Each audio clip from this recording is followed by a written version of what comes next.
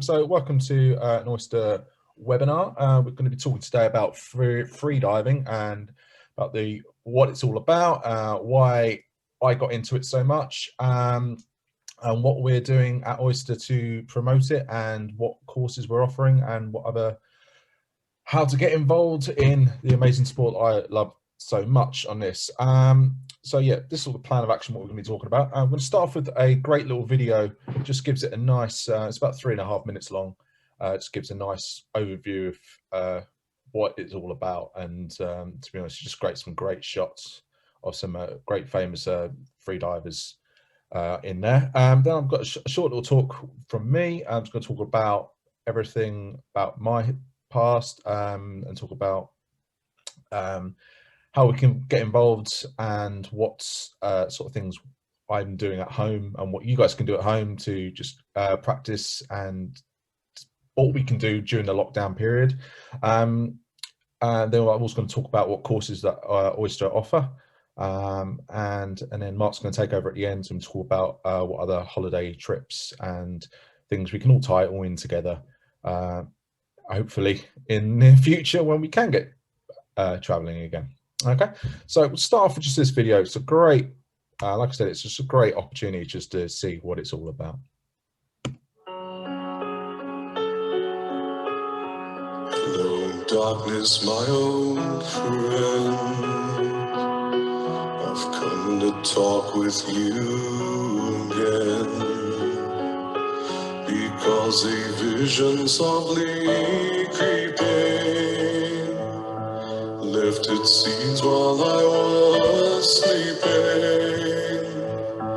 and the vision that was planted in my brain still remains within the sound of silence.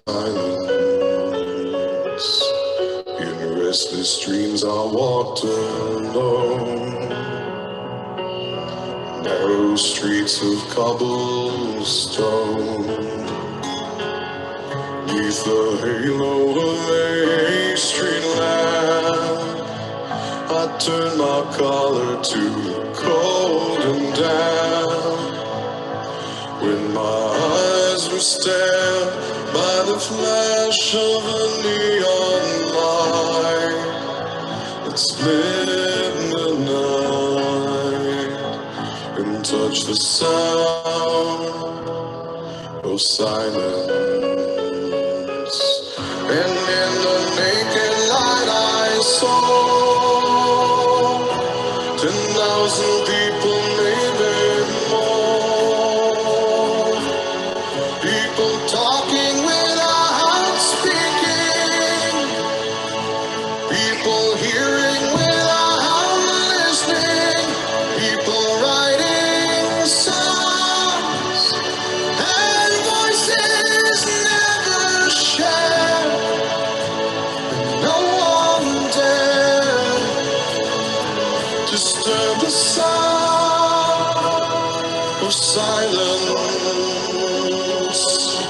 Fools say now you do not know,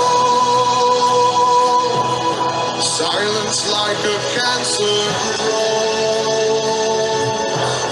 Hear my words and I might teach you,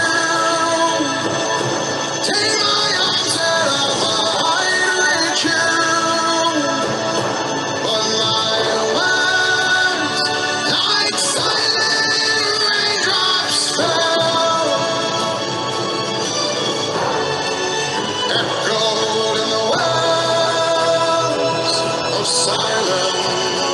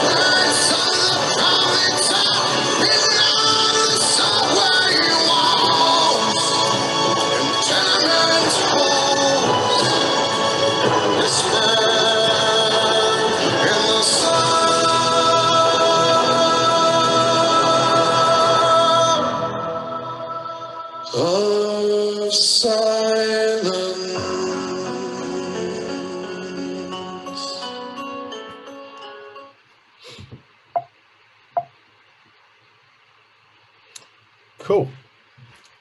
It's quite mesmerizing seeing some of those images, to be honest, but you get some great shots when you're underwater there.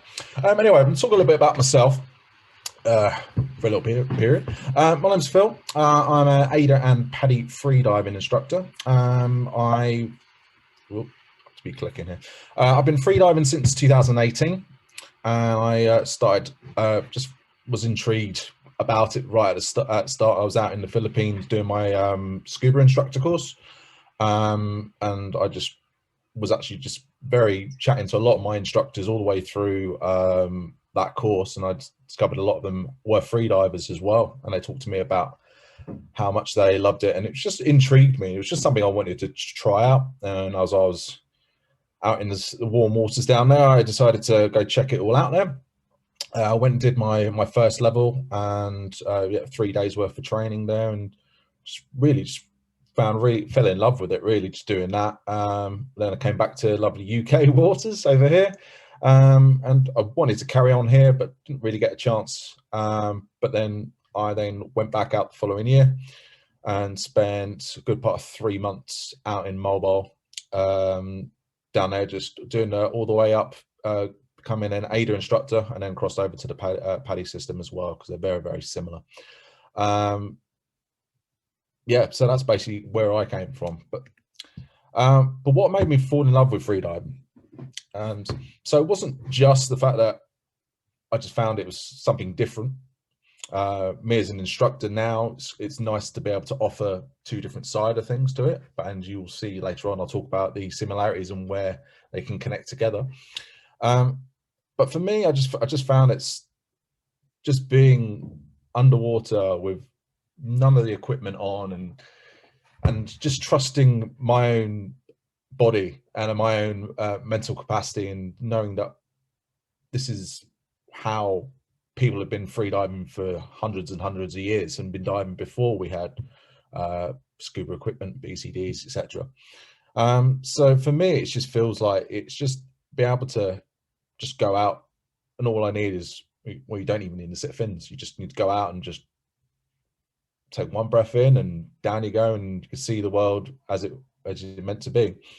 So that's why I fell in love with freediving, and that's what. And being a scuba instructor, it's the same mentality. That's what I want to pass on to people, and when people do do courses with me, and that's what I want to try and pass on to. So why do we want to learn? Why should you learn to freedive? So, number of little things on here. So, first main thing I was talking about is freedom. So it's just the sense of freedom when you're underwater there. Sense of freedom of movement. Just, as you can see from the picture here, you're not tied down to being with a number of tanks on you, or like, you can actually just move about as you like. You can follow a turtle up to when they're taking their breath at the surface. You're not having to permanently look at your dive computer going, okay, am I going up too fast? I might go down. What the situation is. It just gives you a lot more freedom. It's less cumbersome, and just allows you to be, I don't know, you look at a dolphin, you look at a seal and how they swim through the water. It's just kind of gives you, it's the closest way you can be to being an underwater creature. And I think one of my freediving instructors described it quite well. He describes scuba diving as mechanically assisted diving, and he describes freediving as true diving. So yeah, it's a deciding point what people want to take from that, but it is a truth. There is some truth to it. Other good reason why to learn to freedive, it is a very good way of increasing your fitness. Another great quote from one of my fellow freediving instructors when I was down in Mobile. She actually went to me and goes, "You'll never ever see a fat freediving instructor,"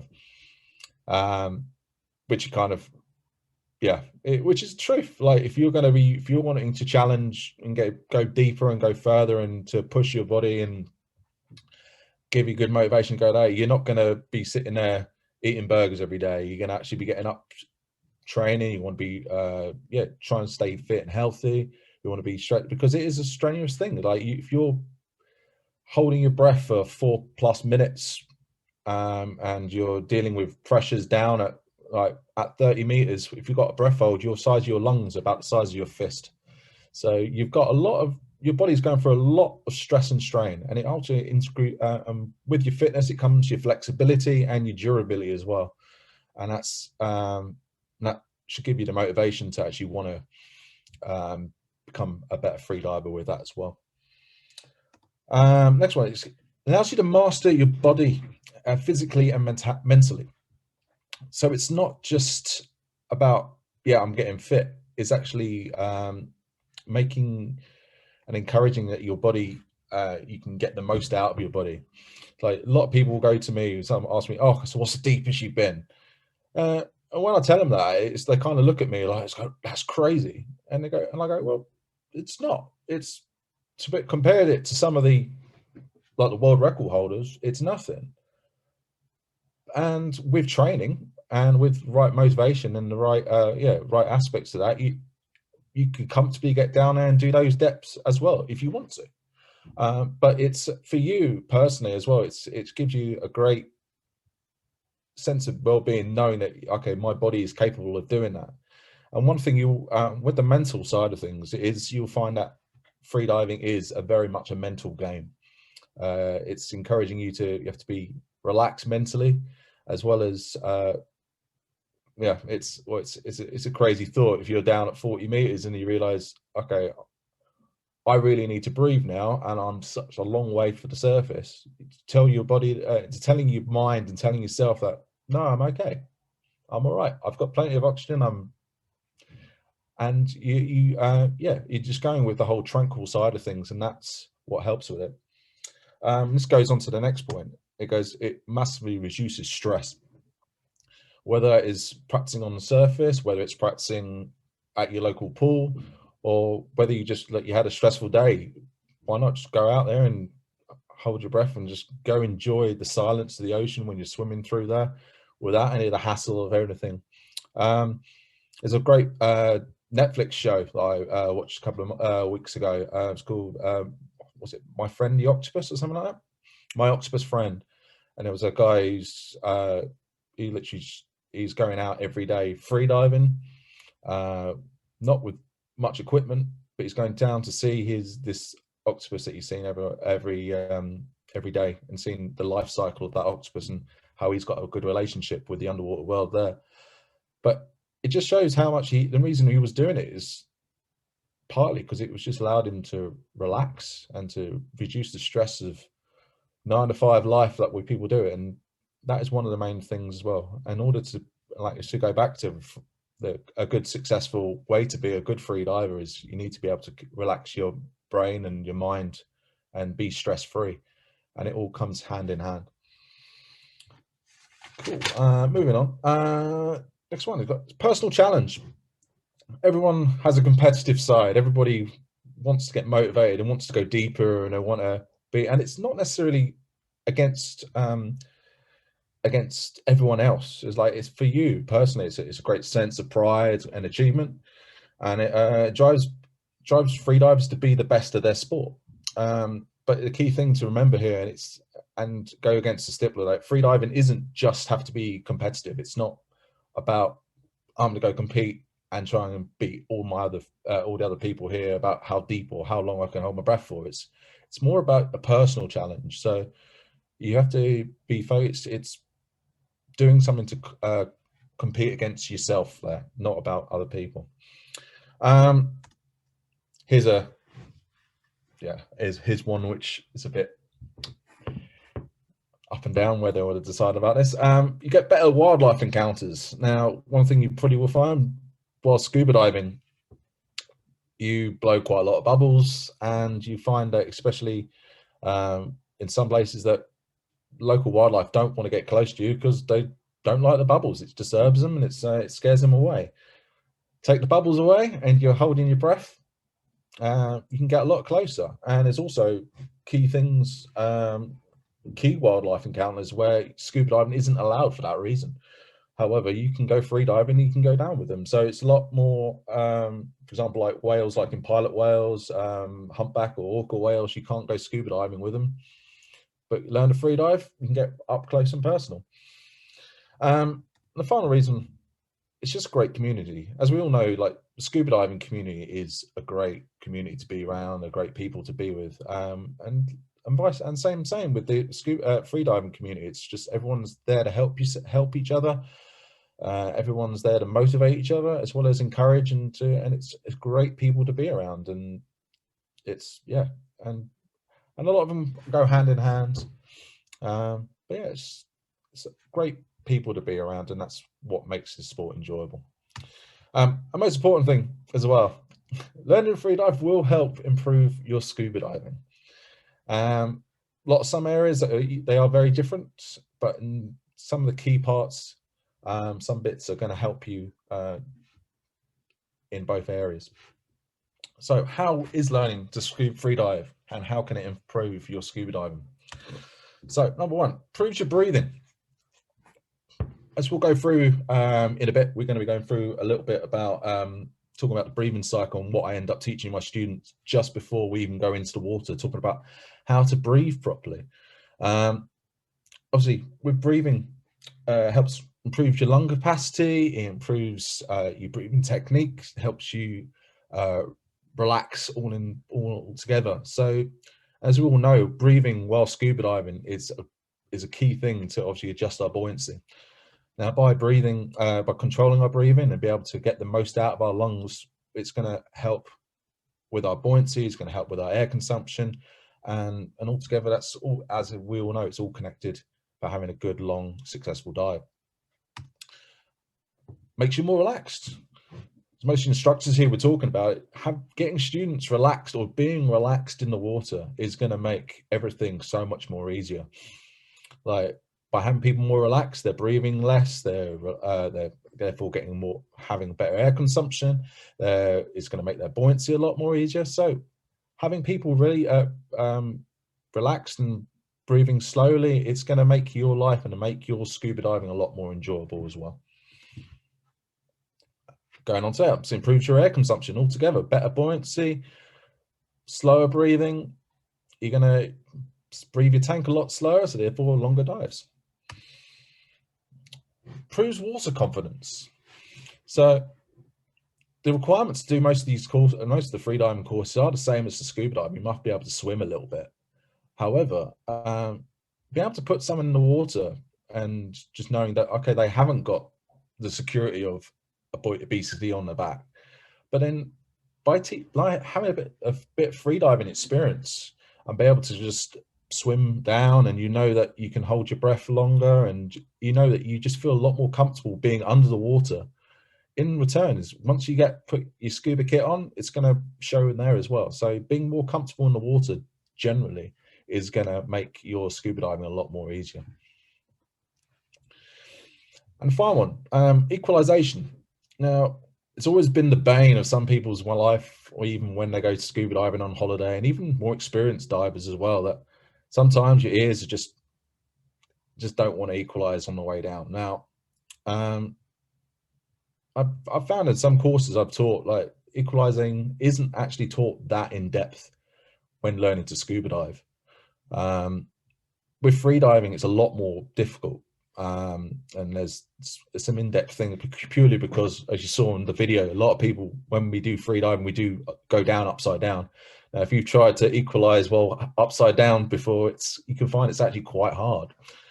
So by introducing a lot in the courses, we actually introduce a lot of different equalization techniques, show you the different ways and what's actually happening. And just by that extra knowledge and actually that little bit of practice is going to make something that you can take to when you do scuba diving and give you more confidence that your equalization techniques are a lot easier and more reliable, and therefore it's going to affect all those other things to make your scuba diving more enjoyable as well. So moving on, here's the main reason I've had a lot of people come to me before and go, oh, but I can't hold my breath. I can't hold my breath for a long time. I can barely do a minute, barely do 30 seconds. It is very, very common. My general reaction to that is, okay, and it gives me a bit more of a challenge to go, I can bet you I can get you to hold your breath a lot longer. And it's how I normally start off with when I do a course. I start off, we're just having a conversation face to face, and we talk about going, okay, so how long do you think you can hold your breath for? And then we go, all right, let's time you. 5, 4, 3, 2, 1, off you go. And then we time them up there. And then we then talk about, move on and introduce the key part of learning to freedive. It's called the breathing cycle, freediving breathing cycle.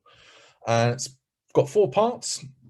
And if we want to do try that along at home later on, it's going to introduce something that you can actually practice at home and introduce, and be able to make the most of your lockdown period at this minute in time.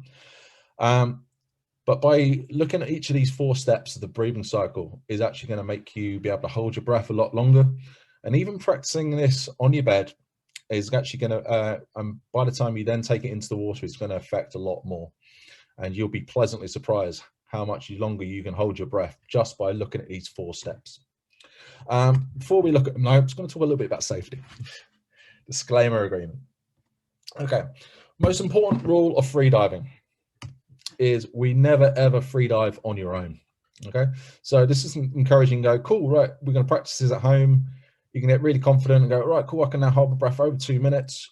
I'm gonna, as soon as we can get back in the sea, I'm gonna go out and go for a freedive in the sea. No, like part of the training, we always talk about never freediving on our own. We always want to have a buddy with us, because one person doing the dive, the other one's looking after them and making sure that if something goes wrong, that they're there to look after them and provide safety. Okay, freediving is a very, very, very safe sport.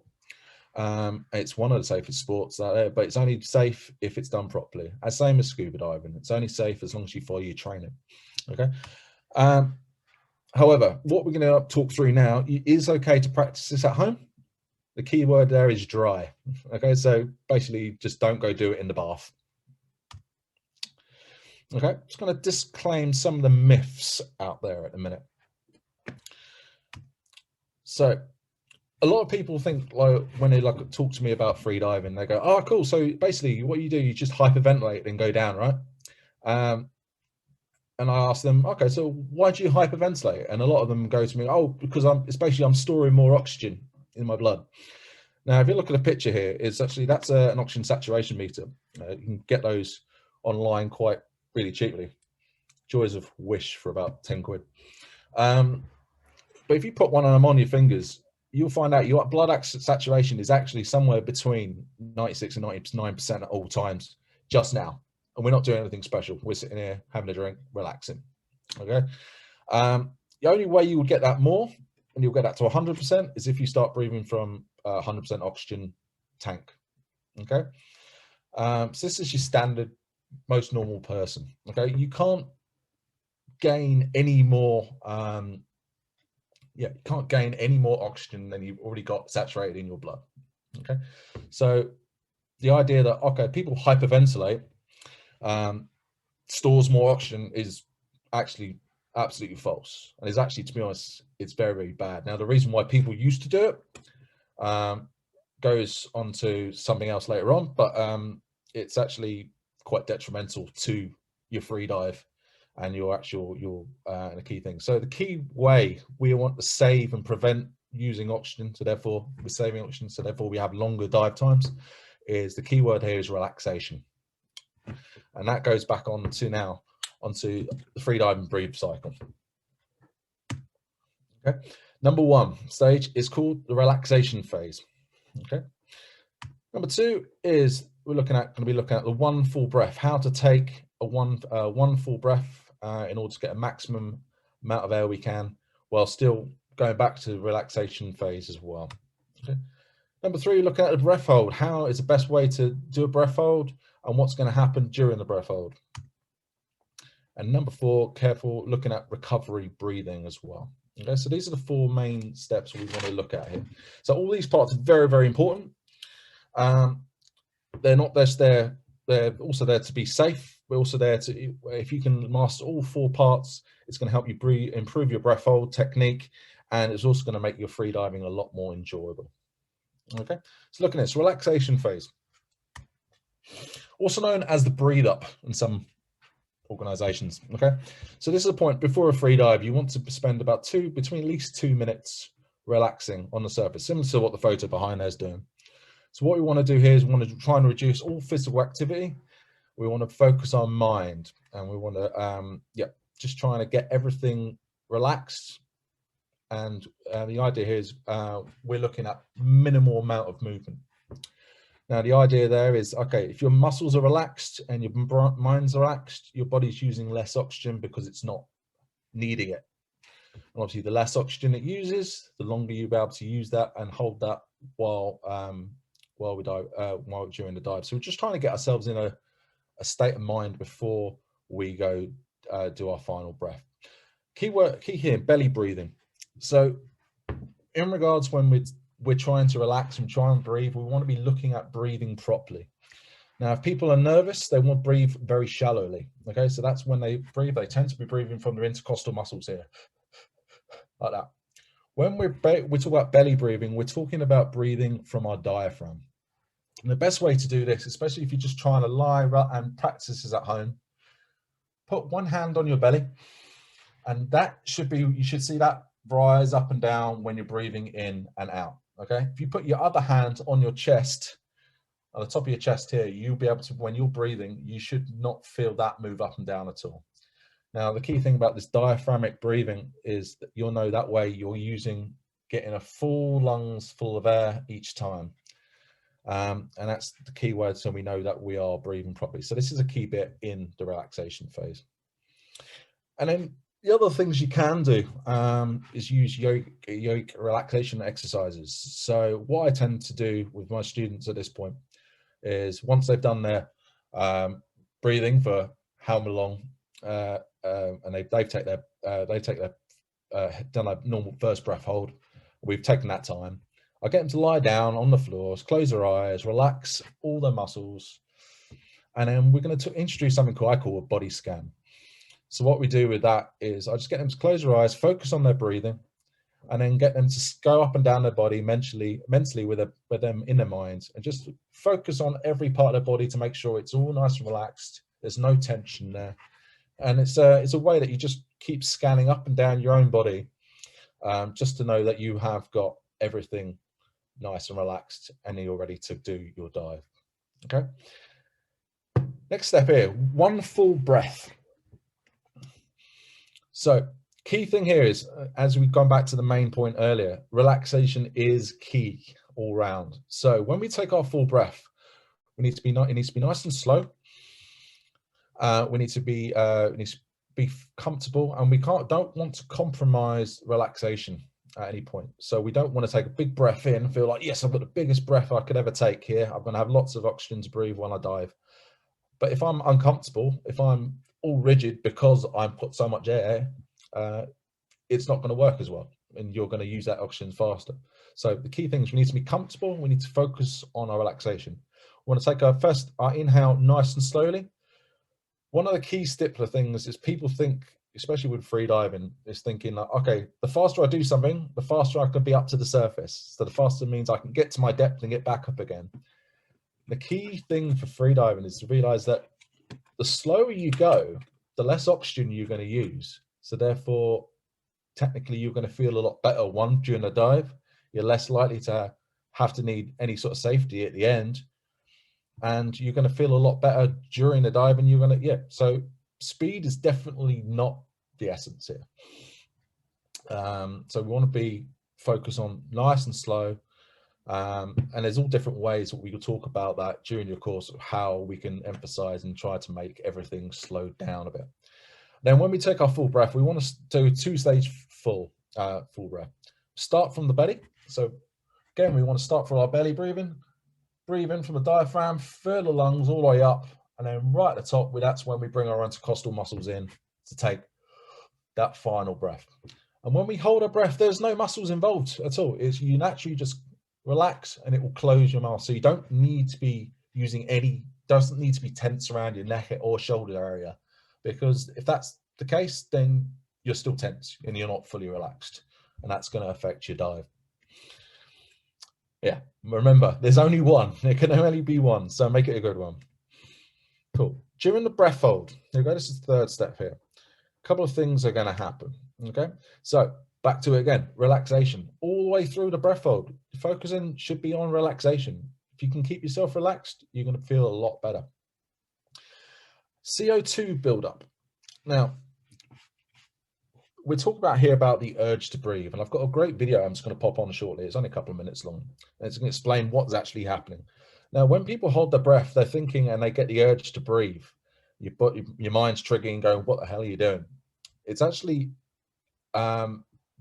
being triggered not by a lack of O2. It's actually because in your blood, your saturation of carbon dioxide is built up, and your brain actually triggers that, and that's what causes and triggers the urge to breathe. Now, I don't know if anybody's tried it and actually experienced what happens after you start getting those urges to breathe. You actually have something called contractions. Now, if you speak to many freedivers, they'll tell you that contractions are your friends. And then when you do your first free dive, do your first static dive in a pool with me, you look at me like, "What are you on about?" They aren't the most comfortable, but they are your friends for the reason that they're used, and they give you an indication to how far into a breath hold you are, and use it as an alarm bell really to judge that you can how long you can be until you have to be back at the surface. Now, the key thing to remember, when those contractions happen, you still have a lot of oxygen still in your to be able to be used. So it's not an indication that you're becoming hypoxic. It's more the fact that you've got a little bit of CO2 build up in your blood. And the key thing here is a mind game. This is when it comes into it. It's the fact that you have to keep telling yourself that, "I know I have oxygen. I have plenty of O2 here. All this contractions here is just carbon dioxide." And there's techniques, and we can cover this when we do in the course. We talk about ways to help motivate yourself, whether you've got, that's where my job comes in as an instructor, to coach you through it and to talk through it. And actually, you'll find that with practice and training, you can actually get through and build up a little bit of a tolerance to the carbon dioxide. And that in turn is going to make your dives a lot more enjoyable. Now, I've just got this video just to explain a little bit more about that.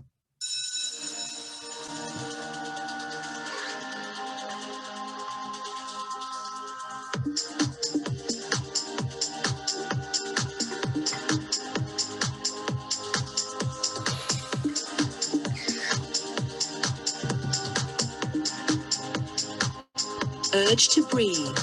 With every breath, we are inhaling oxygen and exhaling carbon dioxide.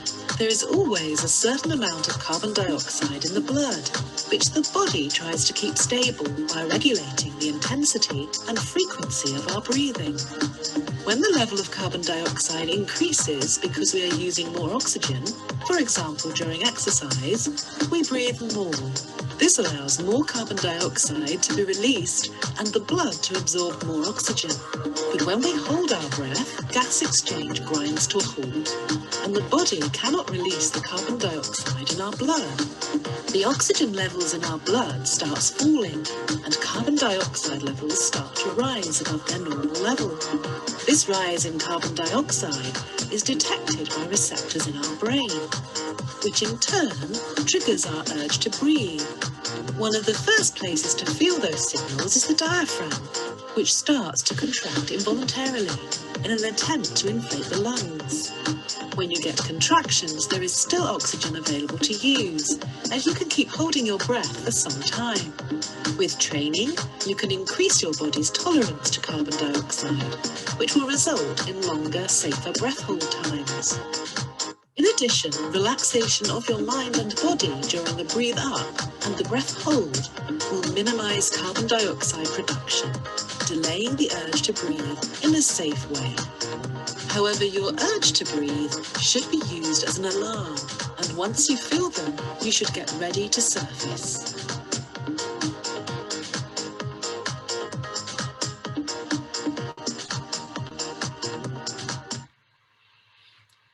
Cool. And then the final step we want to talk about, step number 4, it's called recovery breathing.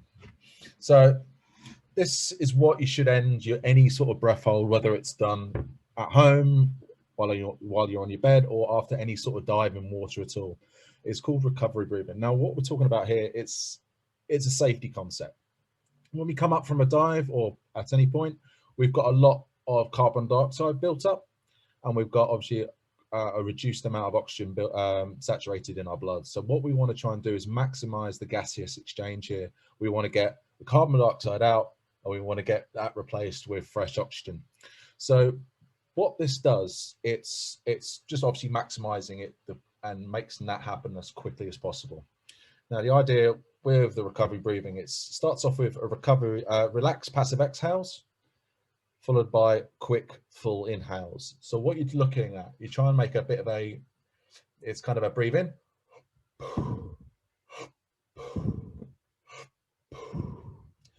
and you want to do that at least 3 times or more after every dive. As we kind of know with, if you know anything about shallow water blackout, is when you come up to the surface, that's in the last third of the dive is when it's most likely that you might black out or have some sort of hypoxic fit or something along that lines. So it's very unlikely if you've done the dive properly, and obviously you've got safety there, and that's preventing any sort of risk side of things. However, when you get to the surface, you've had a good dive, you feel great, still want to do recovery breathing just so you can get that oxygen supply and get your oxygen saturation back up to where it's normally meant to be. Okay, so those are the 4 steps that we want to talk about here. We want to make it a habit. So don't get complacent about it. Do it even if it's on a shallow dive. Do it even if you're just doing a warm up. It's just get in the habit of doing it, because it's ultimately going to make your diving a lot more enjoyable as well. Okay, so what can we do now where we can't go in the water? What I'm still doing at home, I'm still still training. I've bought a couple of these great little iPhone apps. So these are the 2 I've got on my phone, and what they kind of do, they just obviously give you a bit more motivation. They give you the one on the right here actually gives you what countdowns you need to do. It gives you the right surface interval between dives, and once you've had a bit of practice as well, they can going back to what the video was saying about increasing your tolerance of CO2. It's actually got modes in there to improve your do something called CO2 tables, but that will be covered more in your courses as well. Okay, key back to safety. This is great to do, but please only do it at home, and it should only be done dry. Okay, so don't do it in the bath, don't do it with a bowl of water. Do it on the back of your bed. Like, okay, worst case scenario here, we're not scaring anybody, but worst case scenario, and you do push yourself too far and you do blackout, if you're on your bed, you're going to wake up. There you go. That's where you are. You do it in the bath and no one's there looking after you, something worse can happen. So please, please, please only do it dry. But the best way to learn is to sign up for a course and to get trained by a knowledgeable instructor. They're obviously going to tell you all the tips for the trade, and obviously trying to make your diving a lot more enjoyable, and the best way to learn. Okay, moving on to this, we're going to talk about what courses we can offer at Oyster. So Oyster, we're predominantly doing as a PADI centre, a PADI IDC centre, Mark, or a CDC? He's muted himself. So we're predominantly offering the PADI freediving courses here. So this is the lovely flow chart that they offer, show you which direction you can go. And what we're going to offer here, we offer the bottom 3 here. So we start off at the basic freediver. So these are the people, this is particularly aimed at UK markets, I'd say, is for people who are not too keen on going out into open water, especially with our lovely warm water here. It's kind of similar to like the open water referral. So if you're wanting to learn to dive, you end up doing a bit of your theory side of things, and you do your pool training. But with the basic freediving, unlike the referral, you do actually get a certification with it. Okay, so as I said, the PADI basic freediver, it consists of 2 main phases. It's a great first step, and it consists of 2 main phases. First phase, knowledge development. Okay, so as you can see, it's quite a bit of knowledge about what's happening when we're freediving, and PADI have got a great online learning tools in regards with a lot of their courses. Now, they've released the PADI freediver e-learning a couple of years ago, As you can see here, it's actually got some great topics, some great photos, and a lot of great information to help you understand what's going through. Of course, this doesn't take away from instructor development as well. So if there's any questions or anything, your instructors will definitely be there to help explain it a bit more as well. So that's the first tool I've got. And then the second phase of the basic freediver course is confined session. So that's done, it's about 2 hours, I would say, in a pool. And what we do would start off with a dry session, like what we've just talked about here, just a bit of practice on the side, introducing the breathing cycle and seeing how how you progress with that. And then once you're comfortable with that, we then take you into the water, and then we introduce 2 types of apnea. We talk about static apnea, so that's just basically holding your breath face down in the water, and we aim to try seeing how long you can do it. And then we're also going to look at dynamic apnea after that. So we're looking at swimming horizontally under one breath as well. Dynamic's done with fins. Now, if you notice here, we've got some of the goals here. These are the requirements to pass the course. Now, one thing I got taught when I was being trained to be an instructor was main things to focus on. Like with freediving, it's, as we say, it's a personal, you've got personal goals and you've got personal gains here. Now, I can have a variety of different people who, some of them could easily hold their breath for 90 seconds without even trying, and some of them would struggle to do that. Now, obviously, the goal is to improve ourselves and obviously get the best performance out. So that's what I focus on as when teaching students. We want to focus on getting a great performance. So that's when I try and take the time element or the distance element away. What I want you to do is to try on your best and to go the best, because you're in a great safe environment. And at the end of it, because then you'll come out of it and I tell you that, oh, you've done a 4-minute breath hold. Yeah, the pass requirement's only 90 seconds, but no, you've now done the best you can. And that's what we are trying to focus on as freediving instructors. You want to get the best you can out of them. Okay, so that's the basic freedive. So that's just done in the pool. Now, as it says here, the basic freedive is a subset of the PADI freediver course. So moving that one on, the PADI freediver course takes that to the next level, where it includes the 2 that we covered in the basic freediver, as well as 2 open water sessions. So this can be done, like I say, it can be done with 1 day, and it takes it into open water environment, and we introduce two new types of apnea. We talk about free immersion and constant weight. So it's 2 different types. They all get covered in your theory, so don't worry too much about that. And again, you've got the constant weight target there of 10 meters, which might be easy for some people, might not be. But like we said, there is it's the main focus on is trying to get good performance out of you and get good technique. Now, the one thing that a freediving course differs from a scuba diving course to some extreme is that throughout there is no rescue course for a freediver. All the rescue scenarios, and you're basically taught alongside of learning how to learning how to freedive. You are introduced rescue skills, and you end up learning also how to be a good buddy. So I find that's a very, very good way, because then you know how to not just, you know what to do in a situation that there was an issue with your buddy. So that's another key thing that gets taught through these courses. And our final thing we can do is, other course we offer at Oyster is the advanced freediver. So obviously, similar to the advanced open water, you have to have your PADI freediver to do this one. But it just takes it to the next level. Again, it's with 3 main phases. Got the knowledge development. The good thing about the freediver e-learning, it's when you buy the course, you get all the knowledge development for all 4 courses that PADI offer with the freediving course. So if you wanted to carry on your knowledge development, you can actually look at that. You can look at all the theory there, and it's there for you to read up on if you want to. Confined water session, again, as you notice, the requirements have increased a little bit more, and the same with the open water sessions as well. So we're going to choose a few new techniques, a few more buddy procedures and rescue stuff, and increase the depth. So it's just taking it to the next level as well. So those are the 3 courses we can offer. Any more information, just drop Mark an email, or there's more information on the website, or feel free to drop me an email as well. Well, I'm going to pass you back to Mark now, because he's going to then talk about options of what's going on this year regarding freediving and what holidays he's got.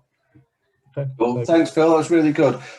So as part of our offering at Oyster Diving, we're about the only dive centre to have a fully bonded travel agency within it. So anything that we do can be ATOL bonded, which is actually a legal requirement in this country now anyway. We've only really reintroduced freediving to Oyster probably about 6 to 12 months ago. So we've also got Tom on the line, who's also one of our freediving instructors as well. So the plan is, once we're able to get back up and running, is to get like a sort of little club together. So you'll be able to come to the pool once a month in either the Caterham or the Soho locations. And then we can start looking at doing trips overseas. Obviously, you've got some really deep pools not far from the country. So you've got Nemo 33 in Brussels, you've got Y40 in Italy, and then you've got Deep Spot that's just recently reopened in what's it called? Warsaw. Sorry? I think it's Warsaw. Yeah, near Warsaw, which oddly enough is where one of our dive masters is from as well. So he's offered to obviously take us around and show us the best bars and best restaurants, which doesn't sound too shabby. And then Darhab, which isn't a pool as such, but it is the Blue Hole, which I'm sure many of you have come across. And it's one of the most famous places for freediving, but it's almost a swimming pool-like conditions, but it goes down to, I think it's about 80 meters. And you'll see there's sometimes like 30, 40 freedivers all practicing going up and down holes there. And if you get good at it, you can go out and see what they call the arch, which is a swim through or hole that goes out into the open ocean. So if any of you ever dived it before, you'll know how fantastic it is as well. And then we've also got like a mini Blue Hole in Malta. And then obviously Malta's got lots of wrecks. So we've got a dive centre that we work with really closely in Malta. It's got a really nice 4-star hotel. It's right on the end of the island, closest to Gozo, so we can get ferries and things like over to Gozo. They've also got a boat as well. So as we kind of get to grow, we're looking at possibly like long weekends there or even a week out there. And we've also just taken on a liveaboard in the Red Sea. And so far as my knowledge is, nobody at the moment offers any liveaboards in the Red Sea for freedivers. And there's some, obviously we can do some other fantastic diving there. So Phil was talking earlier on about not being able to get close to certain types of marine life, one of those being dolphins. Dolphins really don't like the bubbles, or certainly the ones I've ever met don't. They tend to swim away, but it's freedivers, quite often you can get much closer to them. So there's a couple of different itineraries we could do in the Red Sea if we did a liveaboard. One would be going up to Darhab and then going past Turan Island and a few other places where you get the really nice pristine coral reefs. Or we could go out of Hurghada and head south again down to some really nice swim throughs down in St. John's and things like that. So it's really a case, once we kind of get up and running, we'll put some feelers out and see what people want to do and how popular it is as well. So that's kind of the holiday side of it really. And I think Phil mentioned that we're going to be running courses. You can sign up obviously to do the theory part now if you want to, which means you can actually start doing breath holding techniques and what have you before we actually get back in the pool. So when you do get to the pool, you kind of already know a lot about it, plus you've had time to practice it as well. I'm going to hand back to Phil. Phil, I'm not sure, is there anything else you wanted to talk about? Oh, we've got some UK stuff as well. So yeah, I mentioned monthly pool sessions in Soho, possibly Caterham as well.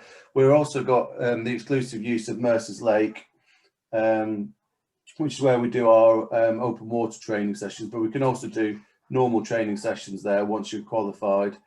We've got a boat down in Shoreham, so there's some nice wrecks that we could moor over the top of, and if it's slack tide, obviously they're perfectly suitable for free diving, and as are diving with the seals in places like Lundy or even the Farne Islands.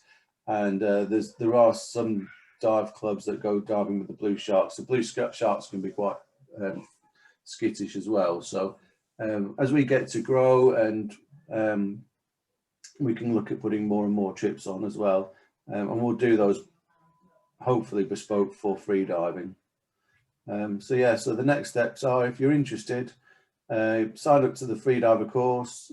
We're going to do an introductory offer for people once we get up and running, which will be half price for the club, which will be £50 for 12 months instead of £95, and that will cover things like free surface cover at the lake, entry to the pool once a month, and then if you want to sign up to the full course or go and do your advance, for example, then it'll be 10% off.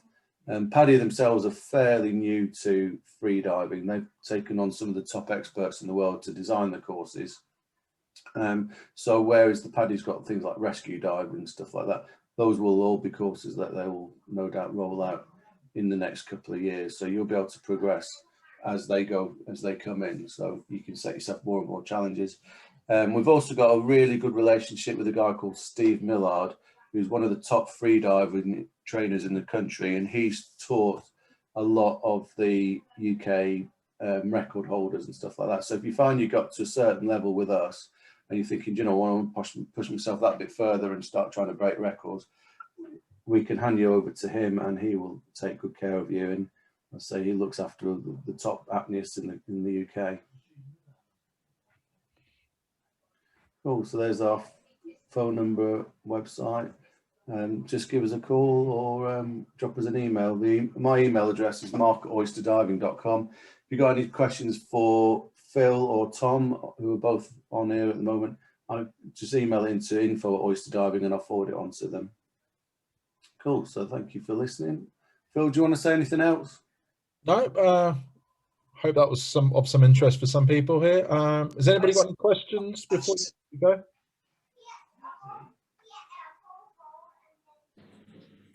No questions, guys, but thanks very much for your input. That was actually really informative, so thank you. No worries, thank you. That's right, you're very welcome. Thanks, Phil. No worries, Sharon. I'm inspired again. Might even do a breath hold tonight. Do it. Cool. All right, we'll leave it there then, and thank you all for joining. I'm going to turn off the record thing while I remember.